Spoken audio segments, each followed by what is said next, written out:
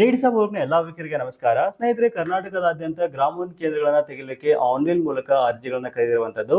ನೀವೇನಾದ್ರೂ ನಿಮ್ಮ ಊರಲ್ಲೇ ಇದ್ಕೊಂಡು ಒಂದು ಹೊಸ ಉದ್ಯಮವನ್ನ ಅಥವಾ ಹೊಸ ಬಿಸ್ನೆಸ್ ನ ಪ್ರಾರಂಭ ಮಾಡ್ಬೇಕು ಅನ್ಕೊಂಡಿದ್ದೀರಾ ಅಂತಂದ್ರೆ ಅಂತವ್ರಿಗೆ ಇದೊಂದು ಸುವರ್ಣ ಅವಕಾಶ ಅಂತ ಹೇಳ್ಬೋದು. ಹೌದು, ನೀವು PUC ಮುಗಿಸಿ ಸಿಟಿಗೆ ಕೆಲಸ ಹೋಗೋಕೆ ಇಂಟ್ರೆಸ್ಟ್ ಇಲ್ದೇನೆ ಮನೇಲಿ ಇದ್ದೀರಾ ಅಂತಂದ್ರೆ ಅಥವಾ ಊರಲ್ಲೇ ಸ್ವಂತ ಉದ್ಯಮವನ್ನ ಪ್ರಾರಂಭ ಮಾಡ್ಬೇಕು ಅನ್ಕೊಂಡಿದ್ದೀರಾ ಅಂತಂದ್ರೆ ಖಂಡಿತವಾಗ್ಲೂ ನಿಮ್ಗೊಂದು ಗುಡ್ ಅಪರ್ಚುನಿಟಿ ಅಂತ ಹೇಳ್ಬೋದು. ಈ ಗ್ರಾಮೀಣ ಕೇಂದ್ರದ ಫ್ರಾಂಚೈಸಿನ ತಗೊಂಡು ನಿಮ್ಮ ಊರಲ್ಲಿ ಇರ್ತಕ್ಕಂಥ ನಾಗರಿಕರಿಗೆ ನೀವು ಆನ್ಲೈನ್ ಮೂಲಕ ಎಲ್ಲಾ ಸರ್ವಿಸಸ್ ನ ಕೊಡೋ ಮೂಲಕ ಹಣವನ್ನು ಸಹಿತ ಆರಾಮಾಗಿ ಇಲ್ಲಿ ಗಳಿಸಬಹುದು. ಸೊ ಇಲ್ಲಿ ಏನೆಲ್ಲ ಒಂದು ಪ್ರೊಸೀಜರ್ ಇರಬೇಕಾಗತ್ತೆ, ಬಂಡವಾಳ ಎಷ್ಟು ಬೇಕಾಗತ್ತೆ, ಆಮೇಲೆ ಆನ್ಲೈನ್ ಮೂಲಕ ಅರ್ಜಿನ ಹೇಗೆ ಸಲ್ಲಿಸೋದ್ರ ಬಗ್ಗೆ ಡೀಟೇಲ್ ಆಗಿ ಡಿಸ್ಕಷನ್ ಮಾಡ್ತಾ ಹೋಗೋಣ. ವಿಡಿಯೋನ ಸ್ಕಿಪ್ ಮಾಡದೆ ಕೊನೆವರೆಗೂ ನೋಡಿ. ಈ ವಿಡಿಯೋನ ನೀವು ಲೈಕ್ ಮಾಡೋ ಮೂಲಕ ನಮಗೆ ಸಪೋರ್ಟ್ ಮಾಡಬಹುದು. ಹೌದು, ಗ್ರಾಮೋನ್ ಫ್ರಾಂಚೈಸಿ ಪಡ್ಕೊಳ್ಳೋಕೆ ರಾಜ್ಯ ಸರ್ಕಾರದಿಂದ ಅಧಿಕೃತವಾಗಿ ಆನ್ಲೈನ್ ಮೂಲಕ ಅರ್ಜಿನ ಕರೆದಿರುವಂತದ್ದು. ತುಂಬಾ ಜನ ನಂಗೆ ಕೇಳ್ತಾ ಇದ್ರಿ, ಗ್ರಾಮೀಣ ಕೇಂದ್ರವನ್ನ ಹೇಗೆ ಓಪನ್ ಮಾಡೋದು, CSC ಕೇಂದ್ರವನ್ನ ಹೇಗೆ ಓಪನ್ ಮಾಡೋದು, ಅದು ಆನ್ಲೈನ್ ಬಿಸ್ನೆಸ್ ನ ಹೇಗೆ ಮಾಡೋದು, ಇದರಲ್ಲಿ ಎಷ್ಟು ನಮಗೆ ಲಾಭ ಸಿಗುತ್ತೆ ಅಂತ ಹಲವಾರು ಪ್ರಶ್ನೆಗಳನ್ನ ಕೇಳ್ತಾ ಇದ್ರಿ. ಡೀಟೇಲ್ ಆಗಿ ಇವತ್ತಿನ ಎಪಿಸೋಡ್ ಅಲ್ಲಿ ನೋಡ್ತಾ ಹೋಗೋಣ.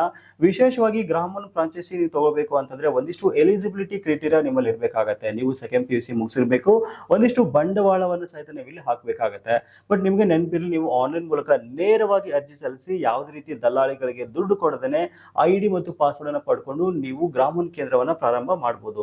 ಈ ಕುರಿತು ಹೆಚ್ಚಿನ ಮಾಹಿತಿ ನಿಮ್ಗೆ ಬೇಕು ಮತ್ತು ಆನ್ಲೈನ್ ಮೂಲಕ ಅರ್ಜಿ ಸಲ್ಲಿಸತಕ್ಕಂತ ನೇರವಾದ ಲಿಂಕ್ ಬೇಕು ಅಂತಂದ್ರೆ ಜಸ್ಟ್ ಗೂಗಲ್ ಹೋಗ್ಬಿಟ್ಟು ನೀಡ್ಸಾ ಪಬ್ಲಿಕ್ ಅಂತ ಸರ್ಚ್ ಮಾಡಿ. ಫಸ್ಟ್ ರಿಸಲ್ಟ್ ಕಾಣಿಸ್ಕೊಳ್ಳುತ್ತೆ, ಅದನ್ನ ಸೆಲೆಕ್ಟ್ ಮಾಡ್ಕೊಂಡ್ರಿ ಅಂತಂದ್ರೆ ನಮ್ಮ ವೆಬ್ಸೈಟ್ ನ ಕೊನೆಯಲ್ಲಿ ನೋಡ್ತಾ ಇದ್ರ ತಾಜಾ ಸುದ್ದಿ ಅಂತ ಒಂದು ಕ್ಯಾಟಗರಿ ಇರುವಂತದ್ದು. ಇದನ್ನ ಸೆಲೆಕ್ಟ್ ಮಾಡ್ಕೊಂಡ್ರಿ ಅಂತಂದ್ರೆ ನೋಡ್ತಾ ಇದ್ರ ಗ್ರಾಮೀಣ ಫ್ರಾಂಚೈಸಿ ಪಡ್ಕೊಳ್ತಕ್ಕಂತ ಒಂದು ಸೂಪರ್ ಆಗಿರ್ತಕ್ಕಂಥ ಒಂದು ಆರ್ಟಿಕಲ್ ನಾವಿಲ್ಲಿ ಬರೆದಿದ್ದೀವಿ. ಇದನ್ನ ಸೆಲೆಕ್ಟ್ ಮಾಡ್ಕೊಂಡ್ರಿ ಅಂತಂದ್ರೆ ಕಂಪ್ಲೀಟ್ ಆಗಿರತಕ್ಕಂಥ ಮಾಹಿತಿ ನಿಮಗೆ ಸಿಗುತ್ತೆ. ಹೌದು, ನೀವೇನಾದ್ರೂ PUC ಓದಿ ಹೊಸ ಬಿಸ್ನೆಸ್ ನ ಪ್ರಾರಂಭ ಮಾಡ್ಬೇಕು ಅನ್ಕೊಂಡಿದ್ದೀರಾ ಅಂತಂದ್ರೆ ಇದೊಂದು ಸುವರ್ಣ ಅವಕಾಶ ಅಂತ ಹೇಳ್ಬೋದು.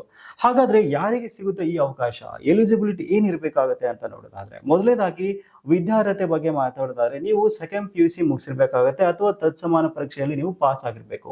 ಮಿನಿಮಮ್ ಸೆಕೆಂಡ್ PUC ನೀವು ಕಂಪ್ಲೀಟ್ ಮಾಡಿರ್ಬೇಕು, ಅಂದ್ರೆ ನೀವು ಆನ್ಲೈನ್ ಮೂಲಕ ಅರ್ಜಿನ ಇಲ್ಲಿ ಸಲ್ಲಿಸಬಹುದು. ಎರಡನೇದಾಗಿ ಸ್ಥಳೀಯರಿಗೆ ಇಲ್ಲಿ ಅವಕಾಶವನ್ನ ಕೊಡ್ತಾ ಇದ್ದಾರೆ. ನೀವು ಕರ್ನಾಟಕದ ಕಾಯಂ ನಿವಾಸಿ ಆಗಿರ್ಬೇಕು. ಇನ್ನು ಬಂಡವಾಳದ ಬಗ್ಗೆ ಮಾತಾಡೋದಾದ್ರೆ ಈ ಒಂದು ಕೇಂದ್ರವನ್ನ ಶುರು ಮಾಡಕ್ಕೆ ನಿಮ್ಮ ಹತ್ರ ಒಂದು ಕಂಪ್ಯೂಟರ್ ಇರಬೇಕಾಗತ್ತೆ, ಒಂದು ಪ್ರಿಂಟರ್ ಇರಬೇಕಾಗತ್ತೆ. ಸಾಮಾನ್ಯವಾಗಿ 1 ರಿಂದ 2 ಲಕ್ಷ ರೂಪಾಯಿವರೆಗೂ ಬಂಡವಾಳವನ್ನು ಹಾಕ್ತಕ್ಕಂಥ ಶಕ್ತಿ ನಿಮ್ಮಲ್ಲಿ ಇರಬೇಕಾಗತ್ತೆ. ಜಾಗದ ಬಗ್ಗೆ ಮಾತಾಡೋದಾದ್ರೆ ಕೇಂದ್ರವನ್ನ ಸ್ಥಾಪನೆ ಮಾಡಕ್ಕೆ ಜನರಿಗೆ ಹತ್ತಿರವಾಗತಕ್ಕಂಥ ಊರಿನ ಮಧ್ಯಭಾಗದಲ್ಲಿ ಅಥವಾ ಬಸ್ ಸ್ಟ್ಯಾಂಡ್ ಅಥವಾ ಇನ್ನಿತರ ಸ್ಥಳಗಳಲ್ಲಿ ಒಂದು ಕಾಂಪ್ಲೆಕ್ಸ್ ಇರಬೇಕಾಗತ್ತೆ ಅಥವಾ ಒಂದು ಜಾಗವನ್ನ ನೀವು ಇಲ್ಲಿ ಹುಡ್ಕೊಳ್ಬೇಕಾಗತ್ತೆ. ಇನ್ನು ಗ್ರಾಮೀಣ ಕೇಂದ್ರವನ್ನ ಸ್ಥಾಪನೆ ಮಾಡಕ್ಕೆ ನಿಮ್ಮ ಬಳಿ ಏನೆಲ್ಲ ಇರಬೇಕಾಗತ್ತೆ, ಇಕ್ವಿಪ್ಮೆಂಟ್ಸ್ ಏನೆಲ್ಲ ಬೇಕಾಗತ್ತೆ ಅಂತ ನೋಡೋದಾದ್ರೆ ಮೊದಲನೇದಾಗಿ ಅರ್ಜಿ ಹಾಕೋಕ್ಕಿಂತ ಮುಂಚೆ ಅಥವಾ ಹಾಕಿದ ನಂತರ ನಿಮ್ಗೆ ID ಮತ್ತು ಪಾಸ್ವರ್ಡ್ ಸಿಕ್ತು ಅಂತಂದ್ರೆ ನಿಮ್ಮ ಬಳಿ ಒಳ್ಳೆಯ ಕಂಡೀಷನ್ ಇರ್ತಕ್ಕಂಥ ಲ್ಯಾಪ್ಟಾಪ್ ಅಥವಾ ಡೆಸ್ಕ್ಟಾಪ್ ಇಲ್ಲಿ ಇರಬೇಕಾಗತ್ತೆ.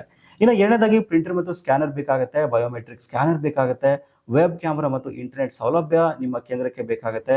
ಪವರ್ ಕಾರ್ಡ್ ಆಯಿತು ಅಂತಂದ್ರೆ UPS ಸಹಿತ ಬ್ಯಾಕಪ್ಗೆ ಇಲ್ಲಿ ಬೇಕಾಗುತ್ತೆ. ಇಷ್ಟೊಂದು ಬಂಡವಾಳ ಅಂತಂದ್ರೆ ಸಾಮಾನ್ಯವಾಗಿ 1 ರಿಂದ 2 ಲಕ್ಷ ರೂಪಾಯಿ ಬಂಡವಾಳ ನೀವು ಇಲ್ಲಿ ಹಾಕ್ಲೇಬೇಕಾಗತ್ತೆ. ಇನ್ನು ಮುಖ್ಯವಾಗಿ ಅರ್ಜಿ ಸಲ್ಲಿಸತಕ್ಕಂಥ ಮಾಹಿತಿ ಬಗ್ಗೆ ನೋಡೋದಾದ್ರೆ ನೀವು ನೇರವಾಗಿ ಗ್ರಾಮೀಣ ವೆಬ್ಸೈಟ್ ಮೂಲಕ ಆನ್ಲೈನ್ ಮೂಲಕ ಮೊಬೈಲ್ ಫೋನ್ ಮೂಲಕ ಅರ್ಜಿಯನ್ನು ಸಲ್ಲಿಸಬಹುದು. ನೋಡ್ತಾ ಇದ್ರೆ ನೇರವಾದ ಲಿಂಕ್ ಸಹಿತ ನಾವಿಲ್ಲಿ ಕೊಟ್ಟಿದ್ದೀವಿ.